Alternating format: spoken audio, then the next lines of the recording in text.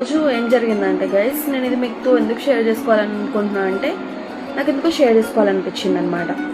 ఏమైంది అంటే నేను ఈరోజు ఒక చిన్న పని మీద తెలిసినాకపోయినా, ఆ పని అయిపోయిన తర్వాత మలు జడగంటలు అన్నీ ఉంటాయి కదా. అయితే ఒక అంకుల్ ఓన్లీ హెయిర్ యాక్సెసరీస్ అమ్ముతున్నాడు. ఆల్రెడీ ఆయన ఏజ్ 90+ ఉందన్నమాట. అవి ఆశ్చర్యమన్నమాట, ఎందుకు మీరు ఇంకా పని చేస్తున్నారు, లైక్ మీ ఇంట్లో ఎవరు చూసుకోరా మిమ్మల్ని ఈ ఏజ్లో ఎందుకు అన్నట్టు అడిగాను నేను. అంటే నాకు డౌట్ వచ్చింది, వై ఎందుకు ఈ ఏజ్లో ఆయనకి ఇదంతా, అక్కడ రోడ్ మీద పొల్యూషన్ అంతా ఎందుకు అన్నట్టు నాకు అనిపించి నేను అడిగిన.